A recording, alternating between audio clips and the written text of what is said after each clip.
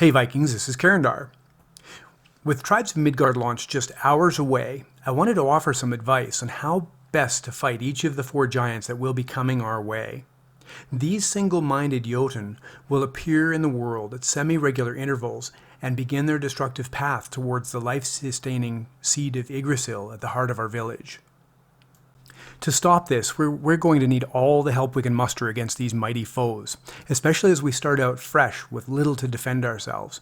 Of course, having friends who aid us is the first advice, but ultimately, you'll need the right weapons to face each threat. Most of the weapons and armor that we find or create in Tribes of Midgard will have an elemental influence, be that cold, fire, lightning, and dark attributes, that will all impact enemies differently. You must find the element that aids you the most against the enemy that you face to have the best chance of defeating them. Each giant travels at their own speed, so some do offer you more time to prepare before they arrive. It's always best to intercept and defeat them away from your village to reduce the risk of seeing the seed destroyed and your world ended. And knowing which giant has entered the world early can give you a few game days to prepare the strongest weapons you can against those Jotun. Now the first giant on my list is the ice giant Geirrod. He's the slowest of the giants, and his main attacks are ground pounds, which send damaging icicles shooting up through the ground around him. Now fortunately, you can see him preparing this attack, and you should be able to dodge out of the area to avoid the worst of the damage. Geirrod can also throw large ice boulders at you from a distance. The best weapons to use against him are fire element weapons. Next is Angrboða, the dark giant. She who offers sorrow. The area around her is always shrouded in darkness, and she uses this darkness to summon hordes of the same hell things that siege our village most nights. The one benefit of this aura of darkness is that we can harvest rare materials that otherwise only appear at night.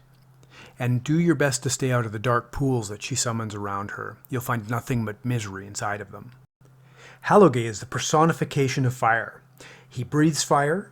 Molten droplets fall from his sword, and when he drives that massive sword into the ground, it spawns a huge pool of molten fire around him. Use ice elemental weapons against him, and use ranged cold bows against him is a wise tactic to avoid the worst of his wrath. Last is Járnsaxa. You first meet her in human form, where she wields a long spear that sends out lines of lightning. She also emits balls of lightning to keep you on your toes. And once you do reduce her to half health, then she transforms into her second true form, the living thunderstorm. She's one of the fastest traveling of all the Jotun, so you'll want to work fast on crafting the dark weapons that are most effective against her. And after all of this, just in case you ever find yourself at a point of comfort fighting these mighty giants, Norsfell has just announced saga bosses. The first in this season of the Wolf promises to be a greater challenge in the days ahead. That's it from me for now. Follow along with me as we explore this world and I add to my growing library of knowledge of all things Tribes of Midgard.